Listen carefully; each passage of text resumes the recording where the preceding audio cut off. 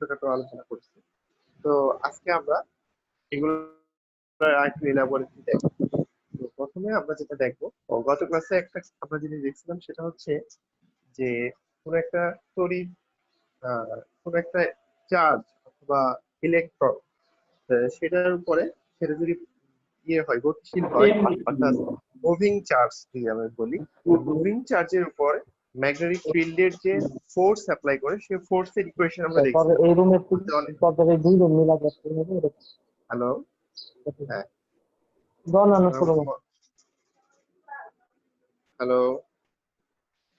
তো আমরা যেটা দেখছিলাম সেটা হচ্ছে যে মুভিং চার্জের উপরে ম্যাগনেটিক ফিল্ড যে ফোর্স অ্যাপ্লাই করে সেই ফোর্সের ইকুয়েশন দেখছিলাম। ফোর্স এফ ইকুয়াল টু ছিল কিউ ভি সাইন থিটা অথবা কিউ ভি ক্রস বি, এবং সেটা ডিরেকশন কোন দিকে হয় আমরা হাতের একটা থাম্ব রুল দিয়ে বোঝানোর চেষ্টা করছিলাম। তো সেটা ছিল আমাদের গত ক্লাসে, মনে আছে তো? হ্যালো, হ্যালো, শোনা যাচ্ছে কথা? জি স্যার। জি স্যার, শোনা যাচ্ছে।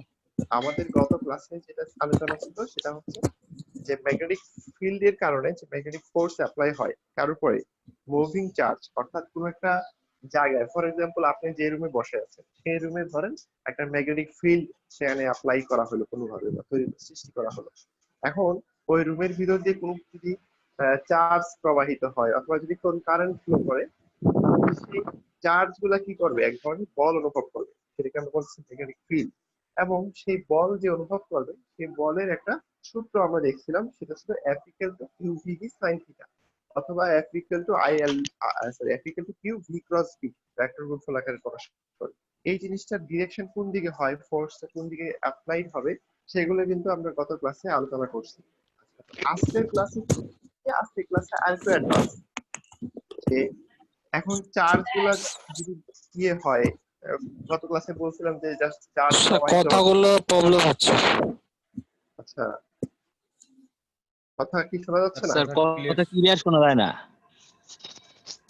স্যার, নেটওয়ার্কের মেবি প্রবলেম আপনার। না স্যার, শোনা যাচ্ছে তো কথা একদম ক্লিয়ার।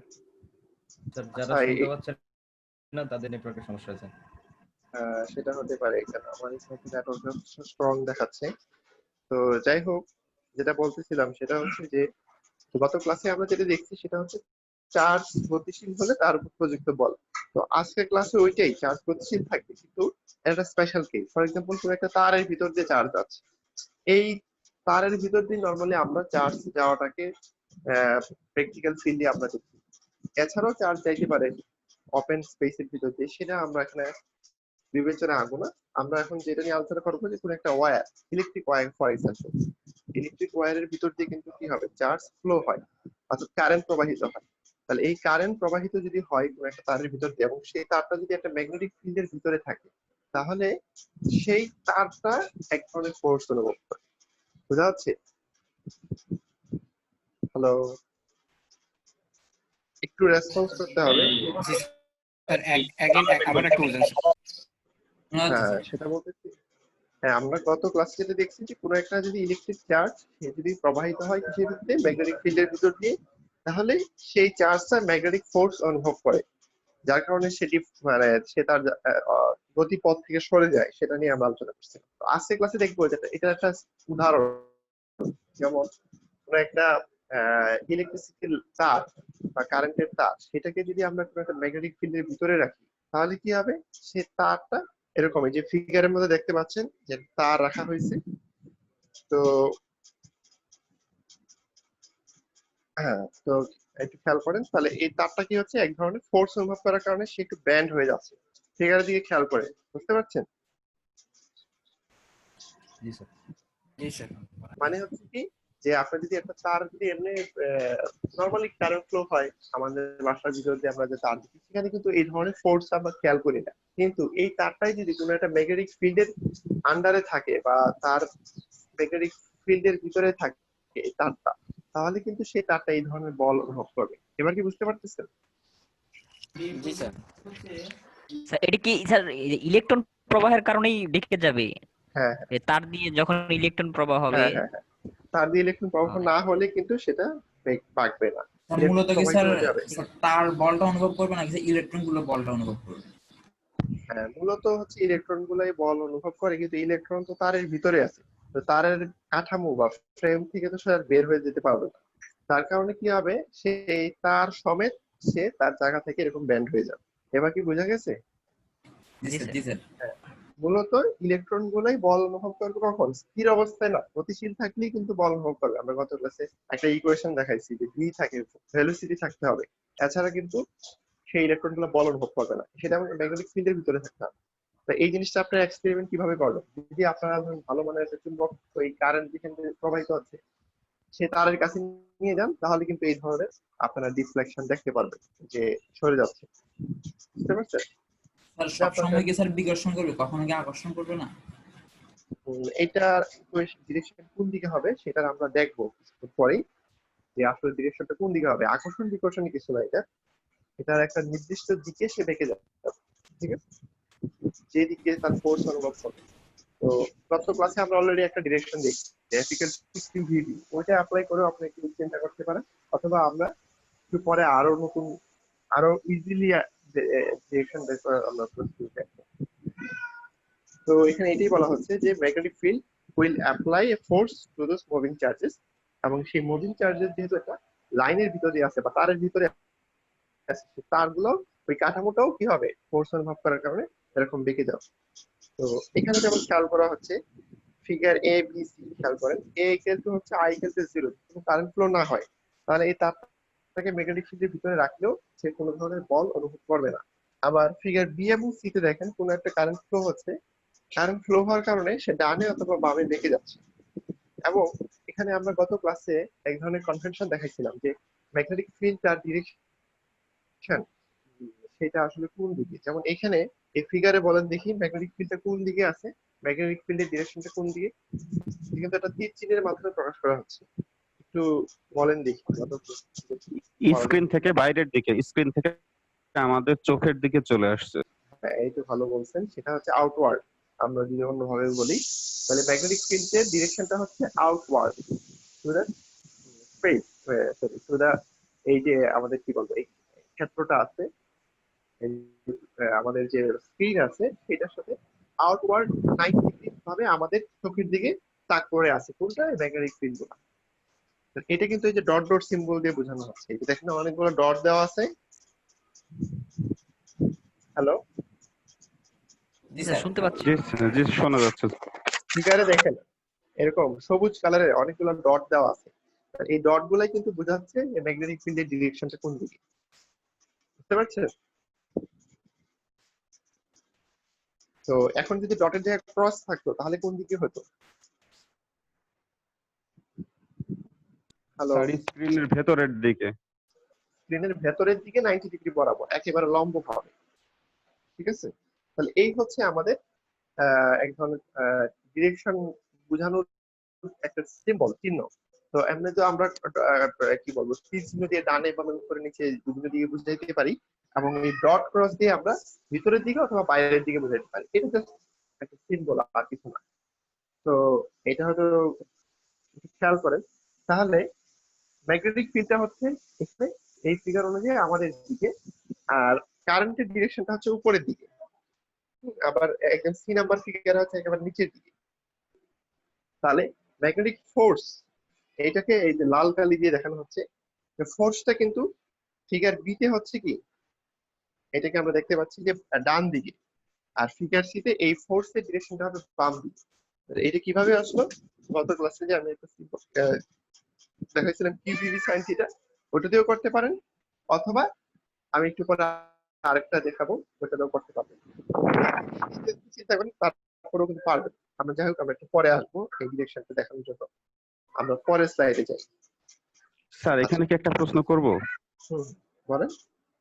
স্যার এই যে মানে এখানে বিষয়টা হলো যে বাইরে থেকে একটা ম্যাগনেট নিয়ে আসার কারণে গতিশীল আধান তার নিজের ম্যাগনেট তৈরি করছে এবং দুই ম্যাগনেটের মধ্যে একটি আকর্ষণ বা বিকর্ষণ বল অনুভব হচ্ছে, সেটা ঠিক আছে।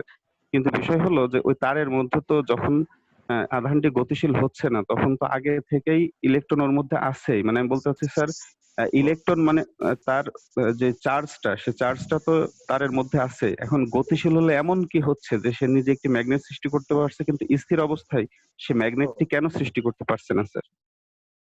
হ্যাঁ, এটা হচ্ছে চার্জের বৈশিষ্ট্য। সে গতিশীল না হলে সে কোনো ম্যাগনেটিক ফিল্ড বা চুম্বকত্ব সৃষ্টি করতে পারে না, এবং স্থির অবস্থায় থাকলে সে পারে না। গতিশীল অবস্থা হলেই সে কেবলমাত্র পারে। এটা আসলে তার চার্জের মৌলিক বৈশিষ্ট্য। এখন এইটা কেন হলো, এটা এত ডিটেলসে আসলে আমরা তেমন জানি না যে কেন স্থির অবস্থায় সে ম্যাগনেটিক ফিল্ড উৎপন্ন করতে পারে না, গতিশীল অবস্থায় পারে। বাট এটাকে আমরা ধরে নিচ্ছি যে এটা একটা তার প্রমাণিত বৈশিষ্ট্য, এরকম বৈশিষ্ট্য সে প্রদর্শন করে। এটা এত ডিটেলসে হয়তো আমরা, আর মূলত হচ্ছে আমরা যারা ফিজিসিস্ট তারা হয়তো আরো ডিটেলসে কোনো এক্সপ্লেনেশন দিতে পারে, বাট আমরা বিশেষ করে যারা ইঞ্জিনিয়ারিং ফিল্ডে আছি তারা হয়তো এতটার ভিতরে, এতটা ফিজিক্সের ভিতরে হয়তো দিতে হয় না। আমরা অ্যাপ্লিকেশন নিয়ে থাকি পুরো। তো আমি এটা আনসার দিতে পারছি না। তো আপনারা হয়তো নেটে সার্চ দিলে পাইতেও পারেন এটা কেন। হ্যাঁ, মুভিং অবস্থায় সে পারে না, পারে ম্যাগনেটিক ফিল্ড তৈরি করতে, কিন্তু স্থির অবস্থায় পারে না। ঠিক আছে, কারণ এখানে হচ্ছে স্থির অবস্থায় ইলেকট্রন গুলা কি বলবো, যখন সে স্থির থাকে তখন তার আসলে এক ধরনের তার ফোর্স তার পাশে তৈরি হয়। মুভিং অবস্থায় তার ইলেকট্রোস্ট্যাটিক্সটা চেঞ্জ হয়, ইলেকট্রোডাইনামিক্স হয়ে যায়। সেই অবস্থায় তার সাথে আরো অনেক কিছু ইনক্লুড হয়, সেটা ম্যাথমেটিক্যাল এক্সপ্রেশন থাকতে পারে। ঠিক আছে, হ্যালো। জি স্যার, বুঝতে পেরেছি। জি স্যার, প্রবলেম নেই স্যার। তো যাই হোক, আমরা আসলে এই অ্যাপ্লিকেশন থাকবো, সেটা হচ্ছে যে আহ, যে গতিশীল হচ্ছে, গতিশীল অবস্থায় সে তার চারপাশে ম্যাগনেটিক ফিল্ড। তো তাহলে আমরা এখানে দেখতে পাচ্ছি যে মূলত এখানে ইলেকট্রিক ওয়্যারের ভিতর দিয়ে কারেন্ট ফ্লো হওয়ার কারণে সে আসলে ডিসট্রাক্টেড হয়ে যাচ্ছে, তার ম্যাগনেটিক ফোর্স সেখানে অ্যাপ্লাইড হচ্ছে। তাহলে এখন আমরা আরেকটু ভিতরে যাই। যেমন এখানে তারটাকে আরেকটু জুম করে দেখানো হচ্ছে, এবং সেই সবুজ কালারের ডট ডট সিম্বল গুলো দেখা যাচ্ছে যে ম্যাগনেটিক ফিল্ড গুলো হচ্ছে আমাদের চোখের দিকে তাক করে আছে। তো এই অবস্থায় আমরা সেই আগের গত ক্লাসে যে ইকুয়েশনটা দেখছিলাম সেটা আমরা একটু দেখি। সেটা ছিল F equal to Q V B sine theta. এটা কিন্তু এখানে আবার আছে। তো সাইন থিটা, থিটার মান ধরলাম হচ্ছে 90 ডিগ্রি, তাহলে সাইন থিটার মান 1 হবে। মানে আমরা ধরলাম 90 ডিগ্রি বরাবর অ্যাকচুয়ালি ভেলোসিটি এবং ম্যাগনেটিক ফিল্ডের ডিরেকশনের মধ্যকার অ্যাঙ্গেল হচ্ছে 90 ডিগ্রি। তাহলে কি হবে, কিউ ভি সাইন থিটা, তাহলে সাইন থিটার মান হবে সাইন 90 ডিগ্রি ইকুয়াল টু 1। তাহলে ভিভি সাইন থিটার মান হবে শুধু ভিভি। এই জন্য এখানে লেখা হচ্ছে F equal to Q V V. দেখতে পাচ্ছেন? হ্যালো। ইয়েস স্যার, দেখতে পাচ্ছি। জি স্যার, দেখা যাচ্ছে স্যার। আচ্ছা, তাহলে এখন খেয়াল করেন, এই ইকুয়েশনটা কিন্তু আমরা গত ক্লাসে আমরা দেখছি। তাহলে এখন আমরা এটাকে আর একটু মডিফাই করে চেঞ্জ করব আমার এই পার্টিকুলার কেস, অর্থাৎ কারেন্টের লাইনের ক্ষেত্রে সেটা কেমন হবে। তাই খেয়াল করেন, কিউ অর্থাৎ যে পরিমাণ চার্জের উপর বলটা প্রয়োগ হবে সেই কিউটাকে আমরা একটু অন্যভাবে লিখতে পারি। যেহেতু এই চার্জটা কারেন্টের মাধ্যমে এখানে যাচ্ছে, যে আই কারেন্টের মাধ্যমে, কিউ ইকুয়াল টু আই কি লেখা যায়? এই এই ফর্মুলা কি আপনারা জানেন? কিউ ইকুয়াল টু আই কি? জি স্যার, ওই যে আমরা পড়েছিলাম I equal Q by T, সেখান থেকে আসলে। হ্যাঁ, আই মানে হচ্ছে, অর্থাৎ কারেন্টের ডেফিনেশন হচ্ছে যে প্রতি একক সময় যে পরিমাণ চার্জ প্রবাহিত হয় কোন একটা তারের ভিতর দিয়ে। তাহলে আমরা যদি উল্টোভাবে চিন্তা করি যে তাহলে টোটাল চার্জ হবে কি, সেই কারেন্ট ইনটু টাইম। ঠিক আছে, জাস্ট একটা সিম্পল ইকুয়েশন আর কিছু না। এখান থেকে আই ইকুয়াল টু টি, টি মানে হচ্ছে টাইম, অর্থাৎ চার্জ প্রবাহিত হতে কি পরিমাণ সময় লাগে। তাহলে এখন আমি ধরে নিলাম এই যে তার লেংথ, অর্থাৎ তার দৈর্ঘ্য হচ্ছে এল, এবং তার ভিতরে যে চার্জটা প্রবাহিত হচ্ছে সেই চার্জ প্রবাহের গতি, অর্থাৎ কত বেগে চার্জটা যাচ্ছে। তাহলে লেংথকে যদি আমরা ভেলোসিটি দ্বারা ভাগ করি তাহলে কি পাবো, টাইম পাবো। অথবা আমরা অন্যভাবে ইকুয়েশন লিখতে পারি, length equal to velocity into time. ঠিক না? জি স্যার, ভি সমান এস বাই টি, যেটা গতির হ্যাঁ, অধ্যায়ে পড়েছি। এটা হচ্ছে একেবারে সিম্পল বলবিদ্যা। সেটা হচ্ছে যে কোন কিছুর দৈর্ঘ্য L equal to velocity into time. তাহলে আমরা টাইমটাকে লিখতে পারি লেংথ ডিভাইডেড বাই ভেলোসিটি। এখানে সিম্পল সেই আমাদের বলবিদ্যার জিনিসটা এখানে বসানো হচ্ছে। তাহলে কিউ ইকুয়াল টু লেখা যায় I L divided by V D. ভিডিটাকে দেওয়া হচ্ছে velocity of the charge, V D. D দেওয়া হয়েছে মূলত এখানে ড্রিফট ভেলোসিটি বলে, এটাকে বলা হচ্ছে ভিডি। তো ড্রিফট ভেলোসিটি কি, এটা আসলে আমাদের এখনকার বৈশিষ্ট্য পড়ানোর জিনিসটা, এটা হচ্ছে আপনার ইলেকট্রিক অধ্যায়ে আপনাদের। তো ড্রিফট ভেলোসিটি ধরে নেন হচ্ছে এই যে তড়িৎ চার্জ গুলো যে বেগে আসলে তারের ভিতর দিয়ে ফ্লো হচ্ছে। তাহলে এখন এই কিউ এর ইকুয়েশনটা বা কিউ এর এই ভ্যালুটা আমরা যদি এই এফ এর ইকুয়েশনে বসাই দিই, নিচের ইকুয়েশনে খেয়াল করেন, তাহলে কি দাঁড়াবে? I L divided by V D into V D B. তাহলে এই ভিডি ভিডি কিন্তু কাটাকাটি চলে যাচ্ছে, কাটাকাটি যাওয়ার কারণে আলটিমেটলি থাকবে আই এল বি। সিম্পল, একেবারেই সিম্পল। অর্থাৎ আমরা আগে যে কিউভিবি ফর্মুলাটা পাইছিলাম সেখান থেকে আইএলবি আকারেও লেখা যায়। এই আইএলবি টা হচ্ছে স্পেশাল কেস অ্যাপ্লিকেবল টু আপনার কারেন্টের ভিতর দিয়ে তারের ভিতর দিয়ে যদি কারেন্ট ফ্লো হয়, তার জন্য হচ্ছে ফোর্সের ইকুয়েশন হবে আইএলবি। বুঝতে পারছেন? হ্যালো, জি স্যার। তাহলে আগের ইকুয়েশনটা ছিল জেনারেলাইজড ইকুয়েশন, যে কোনো চার্জের জন্য অ্যাপ্লিকেবল।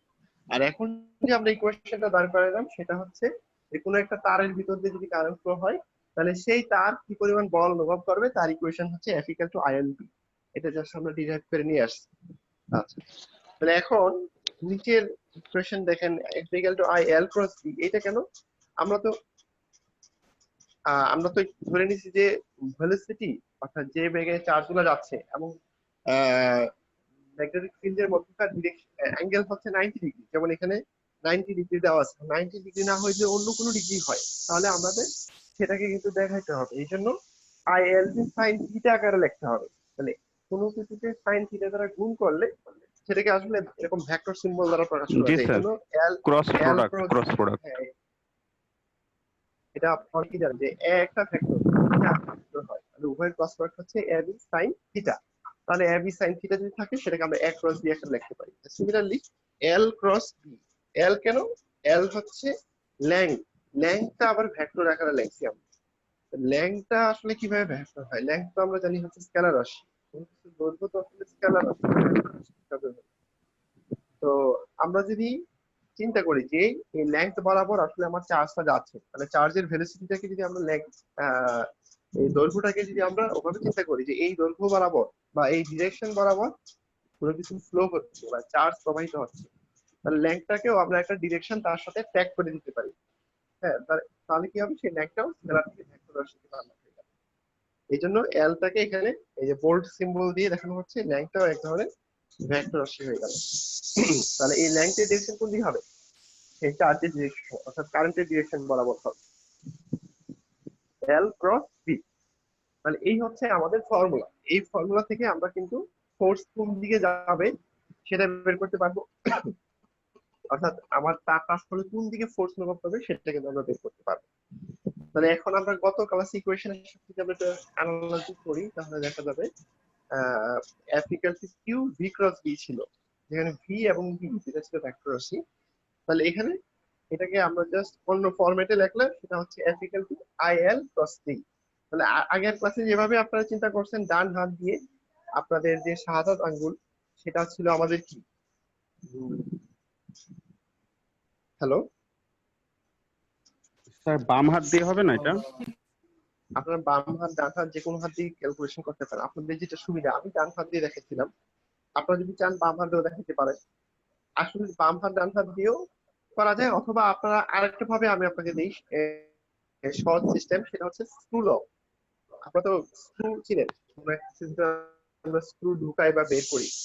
তাহলে আমরা দুইটা ভেক্টরকে, যেমন এখানে দেওয়া আছে ভি ভেক্টর আর হচ্ছে বি ভেক্টর, তাহলে ভি থেকে বি এর দিকে আপনি স্ক্রুটাকে ঘোরাবেন, তাহলে আপনি কি পাবেন? এই এফ এর ইকুয়েশন পাবেন। অথবা এল আই এল যে ডিরেকশনে আছে কারেন্টের ডিরেকশন, সেই কারেন্টের ডিরেকশন থেকে বি এর ডিরেকশন বরাবর স্ক্রুটা ঘোরান। পুরো একটা স্ক্রু, এটা দুইটার সংযোগস্থলে রেখে স্ক্রুটাকে আপনি যদি ঘোরান তাহলে কোন দিকে স্ক্রুটা যাবে, যেই দিকে যাবে সেই দিকটাই কিন্তু এই ফোর্স এর ডিরেকশন। এটা আসলে ফোর্স ঠিক না, এটা মূলত ভেক্টর গুণফলের একটা সূত্র। ভেক্টরের যে ক্রস প্রোডাক্ট আছে সেই ক্রস প্রোডাক্টের একটা রুল বা একটা ক্রস প্রোডাক্ট কোন দিকে হবে সেটা বের করার একটা সূত্র আছে। এটা আসলে ম্যাথে পড়ানো হয়। সেটা হচ্ছে দুইটা ভেক্টর যদি গুণ করা হয় কোন দুই রকম হয়, ডট গুণফল, ক্রস গুণফল। তাহলে এখানে যা আছে ক্রস গুণফল, তাহলে ক্রস গুণফলটা আসলে কোন দিকে যাবে সেটা হচ্ছে দুইটা ভেক্টর যদি গুণ হয় তাহলে দুইটা ভেক্টরের গুণটা প্রথম ভেক্টর থেকে সেকেন্ড ভেক্টরের দিকে যদি আপনি একটা স্ক্রু ঘুরান তাহলে স্ক্রুটা যে দিকে যাবে সেই দিকটা হবে ফোর্সের ডিরেকশন। মানে এখন এটা আপনার ডান হাত বা বাম হাত দিয়ে আসলে আরো ইজি করে বোঝানোর জন্য দেওয়া হয়। আপনারা চাইলে স্ক্রু দিয়েও বোঝার ট্রাই করতে পারেন, আপনাদের কাছে যেটা সহজ হয়। বাট আমি এখানে প্রেফার করবো হচ্ছে আপনারা আঙ্গুল দিয়ে করেন, তাহলে আপনাদের জন্য বুঝতে আরো সুবিধা হবে। যেমন I L cross E, I এলটা হচ্ছে কারেন্টের দিক আর বিটা হচ্ছে ম্যাগনেটিক ফিল্ডের দিক। এখন আপনারা চাইলে ডান হাত দিতে পারেন অথবা বাম হাত দেন। যদি ডান হাত দেন, হ্যালো, জি স্যার শুনতে পাচ্ছি। হ্যাঁ, যদি ডান হাত দেন তাহলে হচ্ছে আপনারা খেয়াল করেন আই এল অর্থাৎ কারেন্টের দিকে দিবেন আপনারা, হ্যালো, কারেন্টের দিকে জি দিবেন স্যার। হচ্ছে আই এল এর ডিরেকশন, কারেন্টের দিকে হচ্ছে আপনাদের সাদা আঙ্গুল। আর বি ম্যাগনেটিক ফিল্ডটা থাকবে হচ্ছে আপনাদের সাদা আঙ্গুলের সাথে যে মধ্যম আঙ্গুল আছে সেটা, আর এফটা হবে তখন বৃদ্ধাঙ্গুলের ডিরেকশন। যদি ডান হাত চিন্তা করেন, আর বাম হাত হলে উল্টা হবে, ঠিক আছে? হ্যালো, বাম জি হাত স্যার। হলে যদি বাম হাতে যদি আপনাদের ইজি মনে হয় তাহলে উল্টা হবে করেন। বাম হাতে মধ্যম আঙ্গুল হবে আইএল এর ডিরেকশন, কারেন্টের ডিরেকশন। সাদা আঙ্গুল হচ্ছে আপনাদের ম্যাগনেটিক ফিল্ডের ডিরেকশন, আর বৃদ্ধাঙ্গুলি হচ্ছে আপনাদের ফোর্সের ডিরেকশন। এখন আপনাদের যার যেটা সুবিধা সেভাবে করেন, সেভাবে আপনারা চিন্তা করেন। যেমন এখানে একটা পার্টিকুলার এক্সাম্পল দেওয়া আছে বাম পাশের ফিগারে, খেয়াল করুন এখানে কারেন্টের ডিরেকশন কোন দিকে।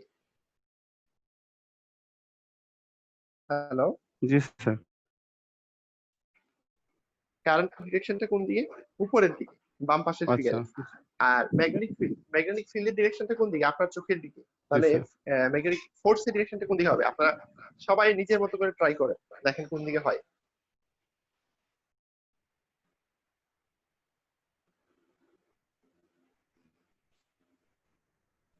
আপনারা ডান হাতে করলে সবচেয়ে ইজিয়ারলি করতে পারবেন। আপনাদের এখানে আমি যে দুইটাই দেখাইলাম, ডান হাতে যদি করেন তাহলে আপনার কারেন্টের ডিরেকশনে আপনাদের সাদা আঙ্গুলটাকে করেন। হ্যালো, হ্যাঁ, কারেন্টের ডিরেকশনে আপনারা সাদা আঙ্গুলকে তাক করেন, আর মধ্যমা আঙ্গুল যেটা আছে সেটা হচ্ছে আপনার নিজের দিকে, চোখের দিকে তাক করেন। তাহলে ফোর্সের ডিরেকশনটা কোন দিকে দাঁড়ায় বলেন? ডান হাত দিয়ে ট্রাই করেন। স্যার তাহলে তো উপরের দিকে দেখাচ্ছে, মানে বৃদ্ধ আঙ্গুলটা তো ওইভাবে মানে ডান হাত দিয়ে ট্রাই করলে উপরের দিকে হচ্ছে। উপরের দিকে তো হচ্ছে আপনার ইয়ের ডিরেকশন, কি বলবো, ম্যাগনেটিক ফিল্ডের ডিরেকশন। আপনার চোখের দিক বরাবর ম্যাগনেটিক ফিল্ডের ডিরেকশন বি, আর আই এর ডিরেকশন হচ্ছে উপরের দিকে। এই যে আপনার ফিগার অনুযায়ী আপনার হাতটা বসান। আপনার নরমালি বুঝতে পারছি। হ্যাঁ, আচ্ছা কোন দিকে দাঁড়ায়? ফোর্স ডিরেকশন ডান দিকে যায় না? জি স্যার, ডান দিকে থাকতেছে। হ্যাঁ, আপনারা সবাই, আপনারা যারা ডান হাতে অসুবিধা বাম হাতে ট্রাই করেন। বাম হাতিদের জন্য তারা কি করবেন, এই আই এর ডিরেকশন বরাবর হচ্ছে মধ্যম আঙ্গুল দিবেন, আর বি এর ডিরেকশন বরাবর দিবেন আপনাদের শাহাদাত আঙ্গুল অর্থাৎ আঙ্গুল। বৃদ্ধাঙ্গুলের পাশের আঙ্গুলটা।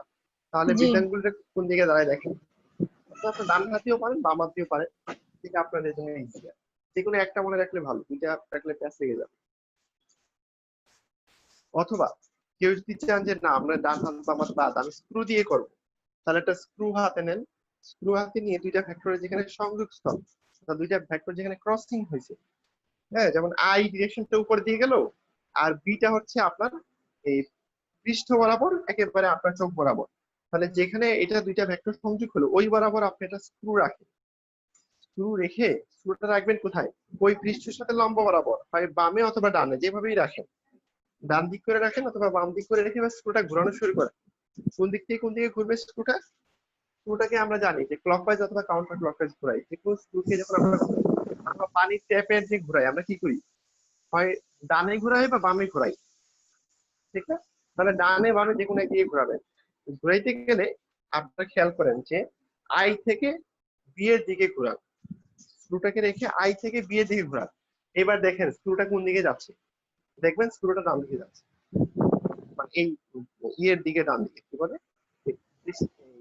আপনাদের যে স্ক্রিন আছে স্ক্রিনের ডান দিকে যাচ্ছে। বুঝতে পারছেন? স্যার আপনি ডান হাতের জন্য যেটা বলেছিলেন ওইটা কাইন্ডলি একটু আরেকবার বলবেন, ডান হাতের কোন তিনটা আঙ্গুলকে কি কি ধরবো? ডান হাতের বৃদ্ধাঙ্গুল, বৃদ্ধাঙ্গুলটা হচ্ছে ফোর্সের ডিরেকশন। তারপরের যে শাহাদাত আঙ্গুল অর্থাৎ বৃদ্ধাঙ্গুলের পাশের যে বড় আঙ্গুল যেটা আছে সেটা হচ্ছে আমাদের কারেন্টের ডিরেকশন। তারপরে মধ্যমা আঙ্গুলটা হচ্ছে ম্যাগনেটিক ফিল্ড বি এর ডিরেকশন। এটাকে এরকম এভাবে ধরেন, কিভাবে ধরতে হয় এটা কিন্তু আমি গত ক্লাসে দেখাইছি, মনে আছে না?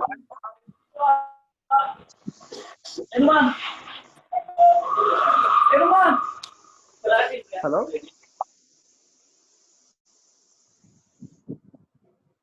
হ্যালো, জি স্যার, শোনা যাচ্ছে স্যার। শুনতে পাচ্ছি।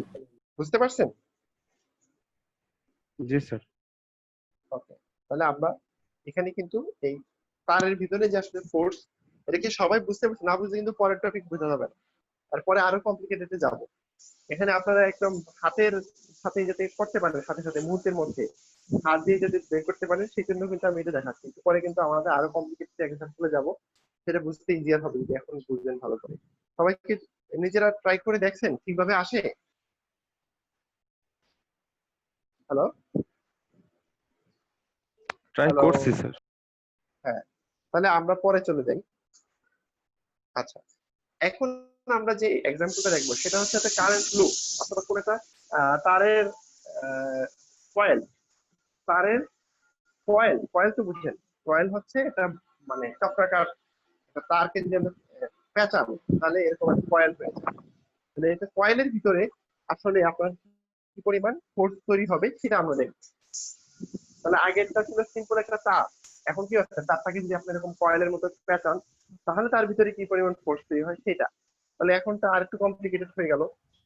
তাহলে এখানে ফিগারে দেখতে পাচ্ছেন যে আমরা ম্যাগনেটিক ফিল্ড তৈরি করার জন্য নর্থ পোল আর সাউথ পোল অর্থাৎ দুটা চুম্বক দুই পাশে রাখি। ঠিক আছে, চুম্বকের নর্থ পোলটা বাম পাশে আর ডান পাশে আরেকটা চুম্বক আনলাম, সেটা সাউথ পোলটা এভাবে রাখলাম। এর মাঝখানে কি রাখলাম? মাঝখানে একটা কয়েল রাখলাম, কারেন্টের কয়েল, অর্থাৎ এই কয়েলের ভিতর দিয়ে কারেন্ট ফ্লো হচ্ছে। বুঝা গেছে? হ্যালো, জি স্যার। আচ্ছা, তাহলে এখানে যে সবুজ কালারের তীর চিহ্ন সেটা আসলে ম্যাগনেটিক ফিল্ডের ডিরেকশন, বি এর ডিরেকশন। আর এই তারটা তো আপনারা দেখতে পাচ্ছেন, আর তারের দুই পাশে দুটো হ্যান্ডেল রাখা আছে এটা তারটাকে ধরে রাখার জন্য।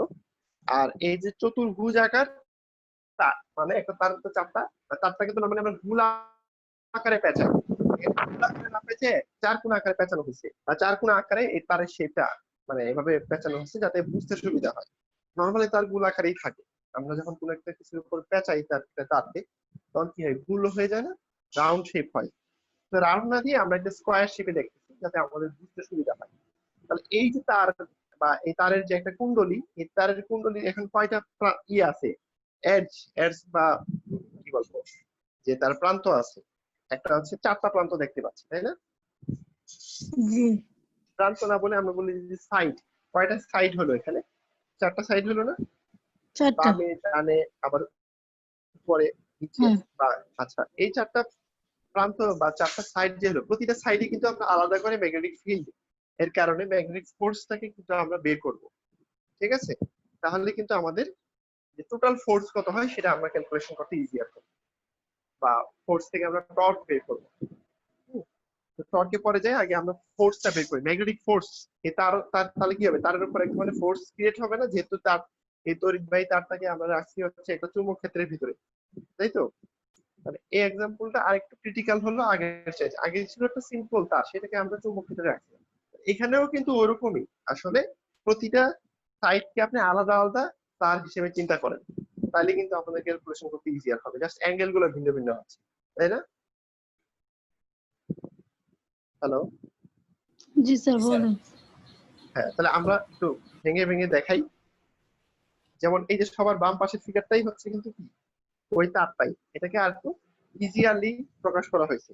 এখানে ক্রস গুণফল হচ্ছে কোনটা, ক্রস, সরি এখানে ক্রস সিম্বল দিয়ে বোঝানো হচ্ছে ম্যাগনেটিক ফিল্ডের ডিরেকশন। ওইটাকেই জাস্ট আর একটু ইজিয়ারলি আমি সেটাকে রিপ্রেজেন্ট করলাম। প্রতিটা দেখেন চারটা সাইড আছে, ফিগার এতে খেয়াল করেন। ঠিক আছে, তাহলে জি এই স্যার। তারের, হ্যাঁ বুঝতে পারছেন আশা করি। তাহলে এই এই যে কয়েল তারের কুণ্ডলী হলো, এই কুণ্ডলীর ভিতর দিয়ে কিন্তু কারেন্ট ফ্লো হচ্ছে। এবং এই তারের কুণ্ডলীটা কোথায় আছে? ওই যে নর্থ পোল সাউথ পোলের ভিতরে, অর্থাৎ চৌম্বক ক্ষেত্রের ভিতরে আছে। তাহলে এখন খেয়াল করেন যে প্রতিটা সাইড, এখানে নাম দেওয়া আছে সাইড 1 2 3 4। তাহলে আমরা যে কোনো একটা সাইড নিয়ে যদি আমরা চিন্তা করি, তাহলে সেই সাইডের মধ্যে কি পরিমাণ ফোর্স অ্যাপ্লাই হচ্ছে, তাহলে ফোর্সের ইকুয়েশন আমরা কি দিব? F equal to ILP sin theta, তাই না? জি তাহলে এখন আমরা এক নাম্বার থেকে শুরু করি, ধরেন F1। তাহলে F1 এর ইকুয়েশন কি হবে? এন্ড খেয়াল করেন F1 এর ইকুয়েশন হবে I dv sin 90 minus theta. এটা কিভাবে আসলো? আমরা যদি আগের ফিগারে যাই, দেখেন, হ্যাঁ খেয়াল করেন এখানে প্রতিটা সাইডের দৈর্ঘ্য দেওয়া আছে A এবং B। তাহলে আপনার যদি হরাইজন্টাল সাইডগুলোর জন্য দেওয়া আছে A আর ভার্টিক্যালটার জন্য দেওয়া আছে B, ঠিক আছে? জি স্যার। আচ্ছা,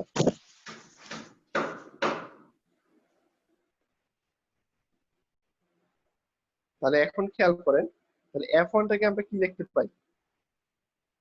F1 টাকে লিখতে পারি হচ্ছে force F equal two I, আর প্রতিটা সাইডের ভিতরে কারেন্ট ফ্লো হচ্ছে কি I করে কারেন্ট ফ্লো হচ্ছে, অর্থাৎ I পরিমাণ কারেন্ট ফ্লো হচ্ছে। তাহলে I থাকবে, তারপরে তার লেংথ, কতটুকু লেংথ আছে, হ্যাঁ A লেংথ হবে, তারপরে হচ্ছে B, ম্যাগনেটিক ফিল্ডের মানও সব জায়গায় সমান, তাহলে B। আর অ্যাঙ্গেলটা কত হবে? সেই অ্যাঙ্গেলটা হচ্ছে, খেয়াল করেন এখানে কিন্তু অ্যাঙ্গেল একটা দেওয়া আছে 3 নাম্বার ফিগারে, খেয়াল করেন। হ্যাঁ, তো অ্যাঙ্গেলটা হচ্ছে ম্যাগনেটিক ফিল্ড বি এর ডিরেকশন একেবারে ডান দিকে, আর হচ্ছে, হ্যালো স্যার দেখতেছি। হ্যাঁ, তাহলে খেয়াল করেন ম্যাগনেটিক ফিল্ডের ডিরেকশনটা হচ্ছে একেবারে ডান দিকে, আর এটা হচ্ছে লেংথ, তার সাথে অ্যাঙ্গেলটা, যেমন এখানে অ্যাকচুয়ালি আমাদের থিটা দিয়েও প্রকাশ করা যায়, তবে সাইন থিটা বা 90 ডিগ্রি একেবারে যদি আমি পারফেক্টলি ওইটাকে বসাইতে পারি, তাহলে থিটা বা 90 ডিগ্রি হবে, বাট 90 ডিগ্রি তো সবসময় থাকবে না, থিটার অন্য কোনো মান হবে। হ্যাঁ, তাহলে থিটাটা আসলে কার কার মধ্যে অ্যাঙ্গেল? থিটাটা হচ্ছে লেংথ এবং ম্যাগনেটিক ফিল্ড বি, এই উভয়ের মধ্যকার অ্যাঙ্গেল, ঠিক আছে? তাহলে এখানে কিন্তু সবার ডান পাশে যে ফিগারটা আছে, এখানে একটু খেয়াল করেন, এখানে কিন্তু এটা আসলে একটু বুঝতে অসুবিধা, এখানে আসলে এত ভালো করে বুঝতে পারবেন না। আচ্ছা আচ্ছা, আমরা এখান থেকে বুঝাই, তাহলে এখান থেকে আরো ইজিয়ালি বোঝানো যাবে, ওই জিনিসটা ভিজুয়ালাইজ করতে কষ্ট হবে। এখানে ধরে নেন যে সবার ডান পাশের যে সাইডটা আছে, ঠিক আছে? তাহলে এই সাইডের লেংথ ধরে নিলাম হচ্ছে এল, তাহলে এই এল এর ডিরেকশনটা কোন দিকে হবে? কারেন্টের ডিরেকশন বরাবর, এবং ম্যাগনেটিক ফিল্ড হচ্ছে ডান দিকে, মানে ফোর্সটা কোন দিকে হবে? উপরে যাবে না নিচে যাবে? একটু ক্যালকুলেশন করে দেখেন তো। Hello, F equal to I L cross B, তাহলে I হচ্ছে এখানে উপরের দিকে, আর L টা, সরি, I অথবা L যাই বলেন না কেন, L হচ্ছে উপরের দিকে, B টা হচ্ছে ডান দিকে। তাহলে আপনার শাহাদাত আঙ্গুল দিবেন কারেন্টের বরাবর, আর L টা দিবেন হচ্ছে ডান দিকে, মানে সরি B টা হচ্ছে ডান দিকে। তাহলে আপনার ডান হাতে বসালে দেখবেন বৃদ্ধাঙ্গুল নিচের দিকে থাকবে, ফোর্সটা থাকবে নিচের দিকে, সবার ডান পাশের যে সাইডটা আছে, খেয়াল করছেন? হ্যালো, শুনতে পাচ্ছেন? জি স্যার। শুনতে পাচ্ছি স্যার। হ্যাঁ, শোনা যাচ্ছে? এখানে যে চারটা সাইড আছে, তারের চারটা সাইড, সবার ডান পাশের সাইডটার কথা চিন্তা করেন, তাহলে এখানে খেয়াল করেন এই সাইডের কারেন্ট হচ্ছে কি ওই সাইড বরাবর উপরের দিকে, আর ম্যাগনেটিক ফিল্ড হচ্ছে ডান দিকে। তাহলে আপনার ফোর্সের ডিরেকশন কি উপরে হবে না নিচে হবে? এখানে নিচের দিকে দেখানো হচ্ছে, বাট আপনারা নিজেরা ডান হাতের শাহাদাত আঙ্গুল দেন কারেন্টের দিক বরাবর, তারপরে মধ্যমা আঙ্গুল দেন ম্যাগনেটিক ফিল্ড বরাবর, অর্থাৎ ডান দিকে। তাহলে ফোর্সের ডিরেকশনটা কোন দিকে আসে? নিচে চলে যায় না? নিচের দিকে থাকে না? বুঝতে পারতেছেন? হ্যালো, বিষয়টা একটু আবার বলেন আমার কাছে। জি স্যার, জি স্যার। আপনাকে হাতটা নেন, ডান হাত নিয়ে আপনার শাহাদাত আঙ্গুল তো চিনতেছেন নাকি? হ্যাঁ হ্যাঁ, বৃদ্ধাঙ্গুলের সাথে যে। হ্যাঁ, তা শাহাদাত আঙ্গুলটাকে কারেন্টের দিক বরাবর বসান। কোন কারেন্ট? এই যে আই দেওয়া আছে এই দিক বরাবর, কোন তারের? একেবারে সবার ডান পাশের যে তার, তাহলে ওই দিক, ওই তার বরাবর আপনার এই শাহাদাত আঙ্গুলটাকে বসান। ঠিক আছে, তার বরাবর বসাইছেন? হ্যালো, জি স্যার। এবার আপনার যে মধ্যমা আঙ্গুল সেটাকে কই রাখবেন? সেটাকে রাখবেন হচ্ছে ডান দিকে। স্যার তাহলে আপনার মধ্যম আঙ্গুলটাকে কি কারেন্টের ডিরেকশন বরাবর রাখবো? না, কারেন্টের ডিরেকশন বরাবর শাহাদাত আঙ্গুল। আচ্ছা এই যে তার বরাবর, একেবারে ডান পাশের তার বরাবর, কারেন্টের ডিরেকশন বরাবর শাহাদাত আঙ্গুলটাকে রাখেন। আর মধ্যমা আঙ্গুলটা রাখেন ম্যাগনেটিক ফিল্ড বরাবর, ওই যে সবুজ তারটা যে দিকে আছে ওই দিক বরাবর রাখেন। তাহলে বৃদ্ধাঙ্গুলি কোন দিকে যায়? উপরে যায় না নিচে যায়? উপরের দিকে স্যার। উপরে কিভাবে যায়? নিচে চলে যায়, দেখেন। স্যার জিনিসটা যদি স্যার আপনি স্যার একটু ভিডিও দিয়ে আসেন, নিজ হাতে দেখাচ্ছেন স্যার। হ্যাঁ আচ্ছা ঠিক আছে, আমি আবার দেখাই। এটা অবশ্য চলে যাবে, এটা একটু মিলাতে পারছি না। দেখা যাচ্ছে আমাকে? হাত কি দেখা যাচ্ছে? হ্যালো, জি স্যার। আমার হাতটা কি দেখা যাচ্ছে? জি স্যার। হ্যাঁ দেখেন এভাবে হচ্ছে আপনারা আঙ্গুল তিনটা রাখবেন, এই যে প্রতিটার সাথে 90 ডিগ্রি বরাবর। এই যে আমি আবার হাতটা ঘুরে ঘুরে দেখাচ্ছি। ঠিক আছে, তাহলে এই যে আপনার শাহাদাত আঙ্গুল, এই শাহাদাত আঙ্গুলটাকে রাখবেন কারেন্টের দিক বরাবর। আর ম্যাগনেটিক ফিল্ডটাকে যদি আপনি ডান দিকে রাখেন, হ্যাঁ, তাহলে এই ফোর্সের ডিরেকশনটা কোন দিকে হবে? নিচের দিকে হচ্ছে না? স্যার নিচের দিকে হচ্ছে। তাহলে এইভাবে আপনি চিন্তা করে দেখেন এখানে এটা নিচের দিকে হয় কিনা। বৃদ্ধাঙ্গুলিটা হবে স্যার ফোর্সের ডিরেকশন। হ্যাঁ, বৃদ্ধাঙ্গুলটা হচ্ছে ফোর্সের ডিরেকশন, আর এই যে মধ্যম আঙ্গুলটা হচ্ছে ম্যাগনেটিক ফিল্ডের ডিরেকশনে। এইভাবে 90 ডিগ্রি বরাবর, প্রতিটার সাথে প্রতিটা 90 ডিগ্রি বরাবর থাকে। ঠিক আছে, অনেকটা আপনি যেভাবেই রাখেন ওই অনুযায়ী আপনাকে অ্যালাইন করবেন আঙ্গুলগুলোকে, ওই বরাবর বসাবেন। বসাইলে একটা দুইটা ডিরেকশন বসাইলে 3 নাম্বারটা অটোমেটিক বের হয়ে আসবে। যেমন এখানে আই এবং বি, এই যে শাহাদাত আঙ্গুল এবং মধ্যম আঙ্গুলটাকে বসাইলে ফোর্সের ডিরেকশন, বৃদ্ধাঙ্গুলটাকে ফোর্সের ডিরেকশনে অটোমেটিক শো করবে। ঠিক আছে, যেমন আপনার এখানে খেয়াল করেন, এখানে হচ্ছে কারেন্টের ডিরেকশন বরাবর আপনার এই যে মধ্যমা শাহাদাত আঙ্গুলটাকে বসান, ওই বরাবর বসান। বসানোর পরে এই যে আপনার মধ্যমা আঙ্গুলটাকে ম্যাগনেটিক ফোর্সের ডিরেকশন এভাবে বসাবেন। ঠিক আছে, এরকম 90 ডিগ্রি বরাবর বসানোর পরে এই যে বৃদ্ধাঙ্গুলটা আপনি খালি ছাড়বেন, তাহলে দেখবেন যে ওইটা কোন দিকে যাচ্ছে। বুঝতে পারছি। তাহলে এখন এভাবে বসায় দেখেন তো বৃদ্ধাঙ্গুলের ডিরেকশনটা কোন দিকে যায়।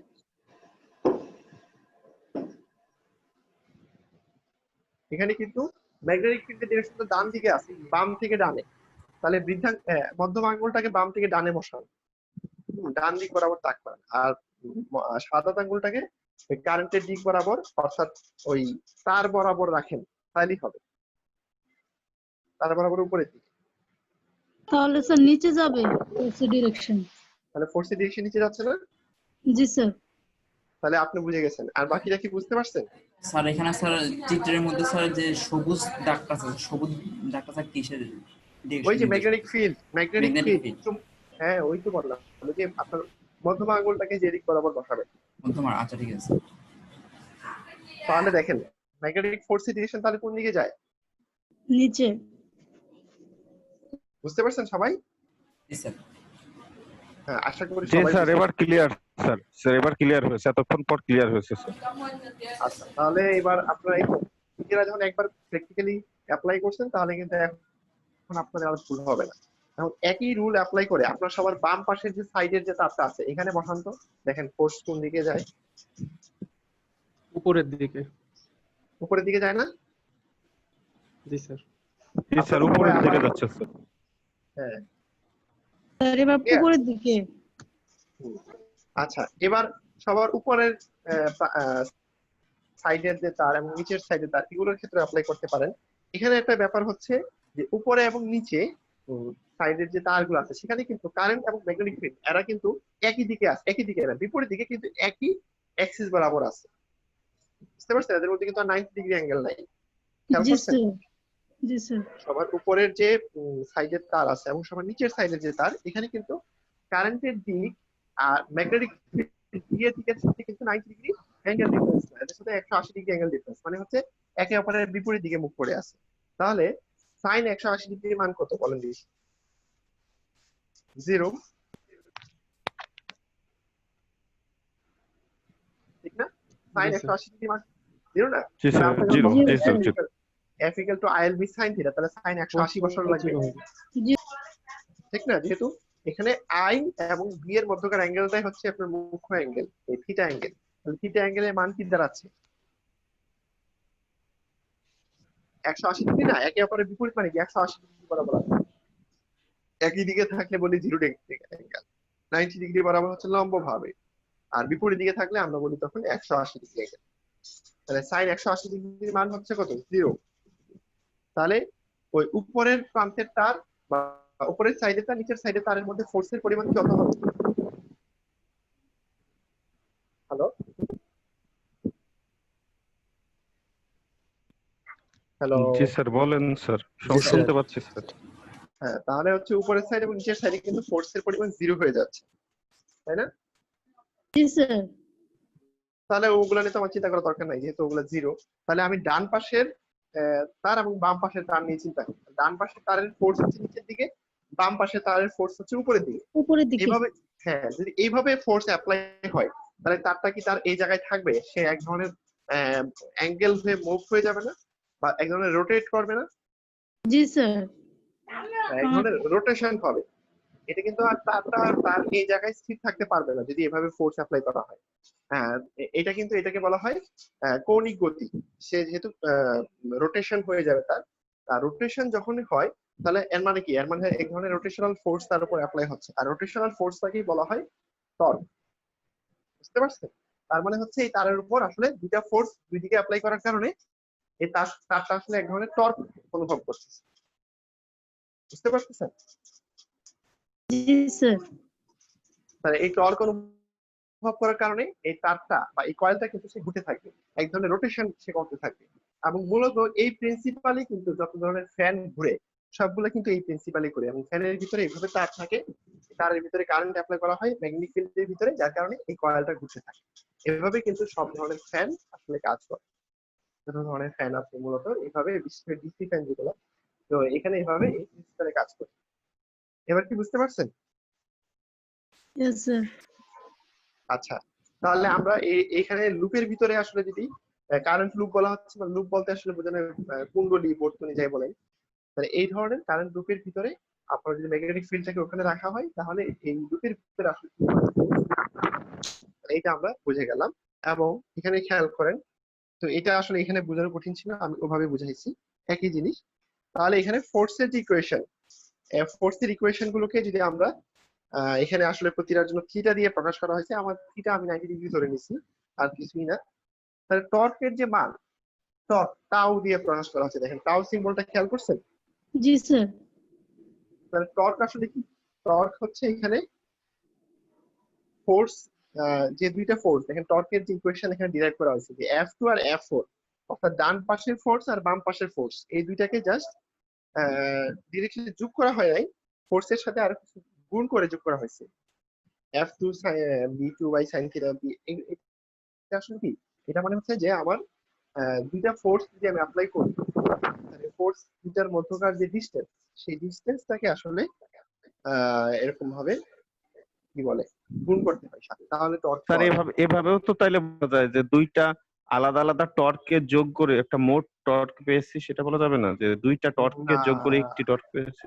সেটা বলার দরকার নাই। আমরা এভাবে চিন্তা করি, কোনো একটা ফর এক্সাম্পল দরজার মধ্যে আপনার এক পাশে চাপ দিয়ে দরজাটা ঘুরে যায়, একটা ফোর্স অ্যাপ্লাই করলো।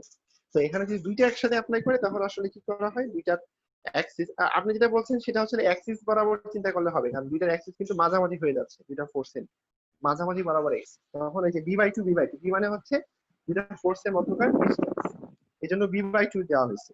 আর থিটাটা হচ্ছে এই ফোর্স এবং এই যে ডিসটেন্স এদের মধ্যকার অ্যাঙ্গেল। যেমন আমরা একটু আগে যেখানে দেখছি, এখানে এখানে কিন্তু ফোর্স আর যে ডিসটেন্স কোনটা বলেন তো? বি যেটাকে বলা হচ্ছে, বি হচ্ছে ওই ডান পাশের তার আর বাম পাশের তারের মধ্যবর্তী ডিস্টেন্স, এটা হচ্ছে কি বি। হ্যালো, জি বি। স্যার। স্যার হ্যাঁ, ডান পাশের তার আর বাম পাশের তার। এখন ডান পাশের তার আর বাম পাশের তারের মধ্যবর্তী ডিস্টেন্স বি, আর অ্যাক্সিসটা হচ্ছে কি, এটা যদি ঘুরতে থাকে কোন অ্যাক্সিস বরাবর ঘুরবে, এই ওই মাঝখানের যে একটা মাঝখানে মোটা দাগ দেখা যাচ্ছে ওইটা। ওই অ্যাক্সিস বরাবর ঘুরবে। তাহলে একটা অ্যাক্সিস থেকে আরেকটা অ্যাক্সিসের ডিসটেন্স কত, অ্যাক্সিস থেকে ওই একটা প্রান্ত বাই টু ডিসটেন্স। এই জন্য বলা হচ্ছে যে f into B by two, আমার সাইন থিটা, থিটাটা আসলে কি, থিটাটা হচ্ছে এই f এবং এই বি বাই টু অথবা বি এর মধ্যবর্তী অ্যাঙ্গেল। যেমন এখানে হচ্ছে 90 ডিগ্রি, এর জন্য আমি বলতে পারি torque f b by two, আর সাইন 90 ডিগ্রি মান তো 1, এভাবে বলতে পারি। এভাবে আপনি যেটা বলছেন আলাদা আলাদা করে যোগ করা যায়, এভাবেও চিন্তা করতে পারেন, অথবা একসাথেও চিন্তা করতে পারেন, আলাদা করতেও পারেন, সমস্যা নেই। তাহলে F B by two sine theta, আর ডান পাশের জন্য হচ্ছে F B by two sine theta. তাহলে এই দুইটাকে যোগ করলে আমরা টোটাল টর্কের মানটা পাবো। এটাই কিন্তু এখানে দেখানো হচ্ছে। এই যে F two B by two, আর ডান পাশের ফোর্সটা যেহেতু হচ্ছে এফ ফোর, আসলে মান সমানই হবে, আইএলবি আইএলবি হবে।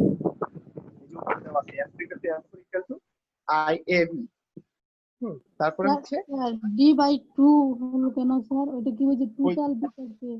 এই যে টুটা হচ্ছে আমার, এই যে একটা তার থেকে আরেকটা তারের দূরত্ব হচ্ছে বি, কিন্তু ওই একটা এক্সিস, কারণ এক্সিসটা হচ্ছে যেটা মাঝামাঝি বরাবর গেছে, তাহলে এক্সিস এর বরাবর, এক্সিস কে কেন্দ্র করে কিন্তু কোন যে কোনো জিনিস ঘুরে, একটা ফ্যানও যদি ঘুরে, ফ্যানের একটা পাখা কিন্তু তার এক্সিস কে কেন্দ্র করে ঘুরে, ঠিক না? তাহলে এখন যদি এই মানে কুণ্ডলীটা ঘুরতে থাকে, তাহলে কিন্তু কোন এক্সিস বরাবর ঘুরবে, ওই মাঝখানে এক্সিস, তাহলে এক্সিস থেকে ওই তারের দূরত্বটা কত, সেটাই মূলত ওই ডিসটেন্স। হ্যাঁ, বি বাই টু, এটাকে আসলে আর দেওয়া হয়, টর্কের একটা সূত্র আছে, torque tau equal to F cross R, অথবা আর ক্রস এফ, এরকম দেওয়া হয়, আর ক্রস এফ। মানে আর এফ সাইন থিটা টর্কের ফর্মুলা। তাহলে আর মানে হচ্ছে ওই অ্যাক্সিস থেকে, আর কে বলা হয় রেডিয়াস, অর্থাৎ কোন একটা জিনিস যদি বৃত্তাকার পথে ঘুরতে থাকে তাহলে সেই বৃত্তের রেডিয়াস হচ্ছে আর, আর এফ হচ্ছে সেই বৃত্তের একেবারে স্পর্শক বরাবর যে ফোর্স অ্যাপ্লাই করা।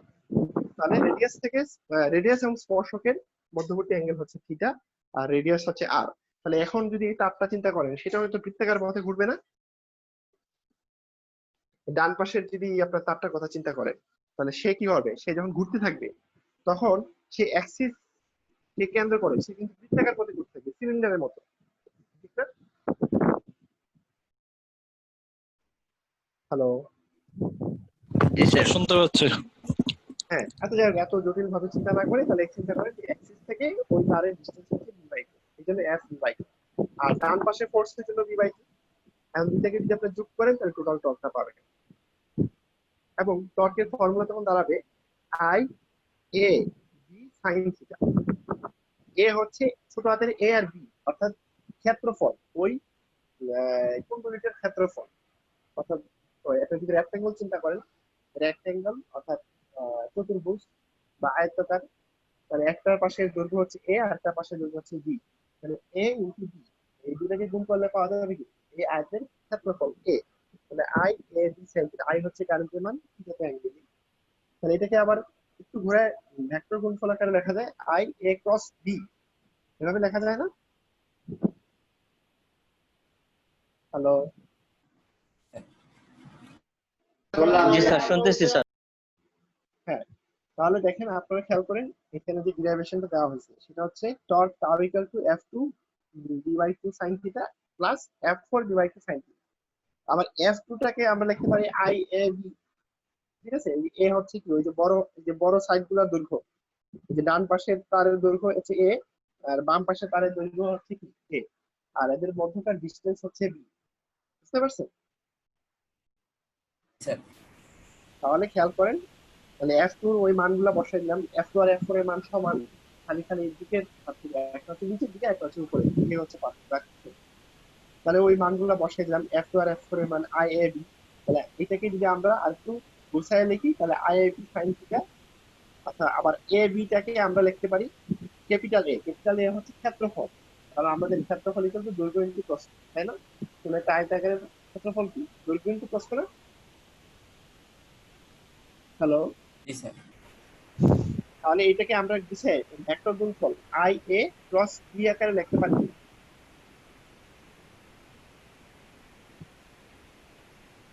কারণ I A B sine theta, আমরা তো একটু আগে বলছি যে ভেক্টর গুণফলটাকে আমরা সাইন থিটা আকারে তার মানটাকে প্রকাশ করি। আমরা সাইন থিটা না লিখে আমরা ক্রস গুণফল আকারেও কিন্তু এভাবে দেখাইতে পারি, এ ক্রস। এখানে এ হচ্ছে ক্ষেত্রফল, বিটা হচ্ছে ম্যাগনেটিক ফিল্ড, তাহলে এই হচ্ছে টর্কের ফল। বুঝা গেল? জি স্যার। তাহলে স্যার স্যার, এখানে এখানে- ক্ষেত্রফল যদি স্কেলার আসে কিন্তু এখানে ভেক্টরের ন্যায় আচরণ করছে, কারণ সে কোণের উপর ইফেক্ট করছে, এই জন্য বোধ হয়েছে নাকি? হ্যাঁ হ্যাঁ, এখন একটা জিনিস ব্যাপার আছে, আমরা তো আসলে ভেক্টর আকারে প্রকাশ করি, কিন্তু ক্ষেত্রফল তো আমরা জানি স্কেলার আছে। তাহলে ক্ষেত্রফল যদি আমি ভেক্টর বলি তাহলে এটার দিক কোন দিকে হবে? এটা তো কথা, তাই না? তাহলে এখানে জি দেখেন, স্যার, সেটাই। হ্যাঁ এখানে কিন্তু এই ফিগারে দেখেন যে বি নাম্বার ফিগারে কিন্তু খেয়াল করেন যে ক্ষেত্রফলের দিকটাকে নির্দেশ করতেছে। এই যে বি নাম্বার ফিগারে খেয়াল করেন যে এখানে যে ওই যে একটা স্কয়ার নাকি একটা আয়তাকার আছে, এই আয়তাকারের যদি আপনার কারেন্ট দিক বরাবর আপনার এই ডান হাতের যদি চারটা আঙ্গুলকে ওই দিক বরাবর রাখেন, তাহলে বৃদ্ধাঙ্গুলের দিকটাই হচ্ছে সেই ক্ষেত্রফলের দিক নির্দেশ করে। এটা হচ্ছে সেই ক্ষেত্রফলের দিক বের করার একটা ওয়ে। খেয়াল করছেন? এই মাঝখানের ফিগারটা খেয়াল করেন, জি স্যার। জি স্যার। এইটা কিন্তু যে কোনো ক্ষেত্রফলের যদি আপনি ভেক্টর আকারে প্রকাশ করেন তাহলে সেই ভেক্টরটা আপনার দিক এভাবে বের করা যায়। এটা কিন্তু সব ম্যাথমেটিক্যাল জিনিস, এটা আসলে স্যার, physics না, বৃত্তাঙ্গুলের দিকটা হবে mathematical। ক্ষেত্রফলের দিক। হ্যাঁ, ক্ষেত্রফলের দিক মানে হচ্ছে ধরেন আপনার সামনে একটা মোবাইল আছে, এবং যদি বলেন যে মোবাইলটার ক্ষেত্রফল কোন দিকে হবে, মোবাইলের ক্ষেত্রফল আপনি ইজিলি বের করতে পারবেন দৈর্ঘ্য ইনটু প্রস্থ দিয়ে। তাহলে এরকম ভাবে আপনার ওই যে দৈর্ঘ্য প্রস্থ বরাবর এখানে যে কারেন্টের, অ্যাকচুয়ালি কারেন্ট মানে আসলে কি আমাদের এখানে এই যে দেখেন এখানে কারেন্ট আই এ, অর্থাৎ কারেন্টটা আপনার যে দিক বরাবর যাচ্ছে সেই দিক বরাবর কিন্তু আপনার চারটা আঙ্গুল বসাইতে হবে। এখানে খেয়াল করে সেই দিক বরাবর রাখা হয়েছে না, কারেন্ট যে দিক বরাবর যাচ্ছে। জি স্যার। স্যার। অর্থাৎ শুধুমাত্র ক্ষেত্রফল কিন্তু ভেক্টর হয় না, ক্ষেত্রফলের সাথে যদি কোনো কিছু অ্যাসাইন করা হয়, ট্যাগ করা হয়, যেমন আমরা ক্ষেত্রফলের সাথে কারেন্ট অ্যাসাইন করছি, এই জন্য কিন্তু ক্ষেত্রফলটা ভেক্টরের মতো আচরণ করতেছে। বুঝতে পারছেন? কারণ কারেন্টের কি আছে, একটা দিক আছে, ক্ষেত্রফলের তো আসলে দিক হয় না। তাহলে ক্ষেত্রফলের সাথে যখন কারেন্ট আপনি অ্যাসাইন করলেন তখন এইভাবে ওই ক্ষেত্রফলটা তার লম্ব ভাবে একটা দিক নির্দেশ করবে। এই যে বৃদ্ধাঙ্গুলটা কিন্তু তার লম্ব বরাবর আছে, ঠিক আছে? আচ্ছা, তাহলে এখন এই হচ্ছে টর্ক, তাহলে এই দিক বরাবর আসলে টর্কটা অ্যাপ্লাই হবে। তো টর্ক অ্যাপ্লাই হওয়ার কারণে কি হবে? Hello, sir. তাহলে টর্কটা অ্যাপ্লাই হওয়ার কারণে কি হবে বলেন দেখি? এটা ঘুরতে থাকবে, এই যে কয়েলটা আছে সেটা ঘুরতে থাকবে। এই ম্যাগনেটিক ফোর্সের কারণে কিন্তু এই ফ্যানের ভিতরে পাখাগুলো ঘুরতে থাকে এই কারণে, ঠিক আছে? ওর ভিতরে এরকম বর্তনী থাকে, কয়েল থাকে, সেই কয়েলগুলো এই ম্যাগনেটিক ফোর্স অনুভব করার কারণে কয়েল ঘুরতে থাকে, মানে ফ্যানটাও ঘুরতে থাকে। ওই যে এই যে লোহার দণ্ড দেখতেছেন না দুই পাশে, এটার মধ্যে কিন্তু পাখাগুলো লাগানো থাকে, যার কারণে কি হয় এটা ঘুরতে থাকে। বুঝতে পারছেন? জি স্যার। আচ্ছা, যদিও ওইটা আমাদের এখানকার আলোচনার বিষয় না, বাট এই আপনি কিন্তু বুঝে গেলেন যে আসলে কিভাবে এই এই সব ঘুরে মূলত যত রকম ইঞ্জিন আছে, যদি সেটা ইলেকট্রিক্যাল হয় তাহলে তার ভিতরে কিন্তু এই ম্যাগনেটিক ফিল্ডের কারণেই কিন্তু মূলত এই পাখাগুলো ঘুরে। ঠিক আছে? আচ্ছা, তাহলে আমরা আর এখানে না থাকি, আমরা পরে চলে যাই। আচ্ছা, এখানে কিন্তু আরেকটা মজার ব্যাপার আছে যে আমরা ধরে নিলাম যে I A B sine theta, আমার কয়েলের সংখ্যা আছে n সংখ্যক কয়েল, মানে একটা কয়েল না। ধরেন আপনার প্রায় 100 কয়েল প্যাচ দেওয়া হয়েছে বা 100টা প্যাচ দেওয়া হয়েছে, একটা কয়েলকে 100টা প্যাচ দেওয়া হয়েছে, তাহলে 100 দিয়ে গুণ হবে, টর্কের মান 100 গুণ হয়ে যাবে। তাহলে torque tau equal two n একটা সামনে দেওয়া হয়েছে। এটা জাস্ট সিম্পল ব্যাপার, আর কিছু না। কিন্তু এখানে মজার ব্যাপার যেটা হচ্ছে সেটা হচ্ছে ডাইপোল মোমেন্ট নামে একটা জিনিস আছে। এইটা জিনিসটা কি আমরা এখন দেখবো। ডাইপোল মোমেন্ট হচ্ছে যে magnetic dipole moment mu is defined in NIA। এই যে খেয়াল করেন এখানে আই এ যে ভেক্টরটা আছে ক্ষেত্রফল ভেক্টর, এর সাথে যদি আমরা ওই যে যতগুলো পাক থাকবে এটা দিয়ে গুণ দেই, এই ভেক্টরটাকে বলা হয় ডাইপোল। এটাকে বলা হচ্ছে কি ম্যাগনেটিক ডাইপোল, এটাকে ম্যাগনেটিক ডাইপোল মোমেন্ট বলা হয়। ঠিক আছে? এটাকে মিউ দ্বারা প্রকাশ করা হয়। অর্থাৎ কোন একটা চুম্বক কি বলবো কয়েলটার মধ্যে যে চুম্বকত্ব আছে সেটা NIA, যেখানে n হচ্ছে কতগুলা কয়েল এর প্যাচ আপনি দিলেন, মানে একটা কয়েল যদি আপনি একটা কুণ্ডল নিয়ে যে 100 বার সেটাকে কুণ্ডলী আকারে প্যাঁচান, তাহলে তার নাম্বার অফ কয়েল হবে 100, আর আই হচ্ছে কারেন্ট আর এ হচ্ছে ক্ষেত্রফল। এভাবে আপনারা সেই যে কারেন্টের কয়েল আছে সেই কয়েলের ম্যাগনেটিক ডাইপোল মোমেন্ট করতে পারেন। অর্থাৎ ডাইপোল মানে ইলেকট্রিক্যাল ডাইপোল আছে না, পজিটিভ নেগেটিভ, ম্যাগনেটিজমেরও কিন্তু কি আছে, ডাইপোল আছে। যেমন আমরা বলি নর্থ পোল সাউথ পোল, এরকম ডাইপোল। এই ডাইপোলের যে মোমেন্ট, অর্থাৎ বাংলায় বলে ভ্রামক, যেমন টর্ক, সেটাও কিন্তু এক ধরনের মোমেন্ট। তো যাই হোক, তাহলে এটা কিন্তু এভাবে বের করা হয়, mu equal to N I A. আচ্ছা, তাহলে যেমন আমাদের tau equal to I A B sine theta, তাহলে এখানে যদি এন সংখ্যক টার্নস থাকে, টার্নস মানে হচ্ছে প্যাচ অথবা কুণ্ডলী, তাহলে এন আই এটাই হচ্ছে আমাদের সেই মিউ, অর্থাৎ ম্যাগনেটিক ডাইপোল মোমেন্ট। তাহলে টর্কটাকে আমরা লিখতে পারি torque tau equal to mu cross B. কারণ দেখেন এই যে এন আই এ, খেয়াল করেন, torque tau equal to I A. Hello sir, জি স্যার, শোনা যাচ্ছে স্যার, বলেন। এখানে টর্কের যে ইকুয়েশন আছে আই এ ক্রস বি, এখন এটা হচ্ছে একটা কয়েলের জন্য বা একটা প্যাচের জন্য। আমরা যদি 100টা প্যাচ দিই বা 1000 প্যাচ দিই, তাহলে কি হবে, জাস্ট এই টর্কটা এত গুণ হয়ে যাবে। হ্যাঁ, এন গুণ করে দিলেই হবে। হ্যাঁ, এন গুণ করে, মানে জাস্ট ইকুয়েশনটাকে মডিফাই হলো। এখন এন আই এ এই পার্টটাকে আসলে মিউ দ্বারা প্রকাশ করা হয়। এই যে এখানে দেখা যাচ্ছে মিউ দ্বারা যদি প্রকাশ করা হয়, তাহলে লেখা যাবে torque tau equal to mu cross B, যেখানে মিউটা হচ্ছে magnetic dipole moment of this coil, সেই কয়েলের ম্যাগনেটিক ডাইপোল মোমেন্ট। ঠিক আছে, এটাই কিন্তু এখানে দেখানো হয়েছে, আর কিছু না। আচ্ছা, আমাদের স্লাইড এই পর্যন্ত। আজকে আরো পড়ানো যেত, কিন্তু আপনাদের আসলে মাথা ঘুরে যাবে অনেক বেশি একসাথে পড়াইলে। এই জন্য আমি আজকে আরো অনেক কিছু একসাথে ইনক্লুড করি নাই। আমরা একটা টপিকে আজকে ছিলাম, সেটা হচ্ছে যে কোন একটা কয়েলের ভিতরে অথবা কোন একটা তারের ভিতরে যদি কারেন্ট ফ্লো হয়, অথবা একটা কয়েলের ভিতরে যদি কারেন্ট ফ্লো হয়, তাহলে সেই কয়েলটার উপরে কি পরিমাণ ম্যাগনেটিক ফোর্স অ্যাপ্লাই হয়, যদি সেই কয়েলটা ম্যাগনেটিক ফিল্ডের ভিতরে থাকে। না থাকলে কিন্তু এই কোনো ফোর্সই এখানে অ্যাপ্লাই হয় বা কোনো টর্কই উৎপন্ন হবে না। বুঝতে পারছেন? হ্যালো? জি স্যার, বুঝতে পারছি। Yes sir. হ্যাঁ, এবং আমাদের সময়ও শেষ, 12টা বেজে গেছে। তাহলে আজকে আমাদের এটুকুই থাকলো। এবং আমাদের টপিকটা আমি আবার একটু বলি, যে কোন একটা কয়েল অথবা কোন একটা জাস্ট তার ভিতরে কি পরিমাণ ম্যাগনেটিক ফিল্ড বা ম্যাগনেটিক ফোর্স অ্যাপ্লাই হয়, ম্যাগনেটিক ফিল্ডের ভিতরে যদি সে থাকে, তাহলে কি পরিমাণ ম্যাগনেটিক ফোর্স অ্যাপ্লাই হবে। এই জিনিসটা কিন্তু খুবই গুরুত্বপূর্ণ। এই ম্যাগনেটিক ফিল্ডের ফোর্সের কারণেই কিন্তু এই যে ফ্যান, পাখা বা যত রকম এই ধরনের ইলেকট্রিক্যাল মেশিন আছে, সেগুলো কিন্তু এই কারণেই ঘুরে, এই ম্যাগনেটিক ফোর্সের কারণে। এবং স্যার আপনি কিভাবে ঘুরে, বলছিলেন এটাও যে কিন্তু স্যার, আপনারটা। স্যার আপনি বলছিলেন যে যে ফ্যান ঘুরে, তাইলে মানে ফ্যানের মধ্যে কি ওই যে স্থায়ী চুম্বক, যেটা এনআরএস দিয়ে নর্থ পোল সাউথ পোল দিয়ে রেখেছেন, এই স্থায়ী চুম্বক কি তাহলে ফ্যানের মধ্যে থাকবে? হ্যাঁ, ফ্যানের ভিতরে থাকে। এই যে আপনি ছোটবেলায় ডিসি মোটর কখনো খুলে দেখছেন? ওই যে দোকানে দেখবেন ছোট ছোট ফ্যান গুলো ভর্তি থাকে, ওইটার মোটর ফোন খুলে দেখছেন আপনারা? ওটার স্যার ভিতরে দেখেন, ফ্যানের চুম্বকটা তো স্যার একদম গোল থাকে। হ্যাঁ, একটু বাঁকানো থাকে। ওইটা হচ্ছে ম্যাগনেটিক ফিল্ডটাকে ইউনিফর্ম করার জন্য। একেবারে স্ট্রেট থাকে না, একটু গোল থাকে, দুই পাশের দুইটাকে একটু রাউন্ড শেপে রাখানো হয়, যাতে সব দিকে ম্যাগনেটিক ফিল্ড বি এর মানটা সমান হয়। ঠিক আছে? আচ্ছা, স্যার, সিলিং ফ্যানটা অ্যান্টি ক্লকওয়াইজে ঘুরে কেন?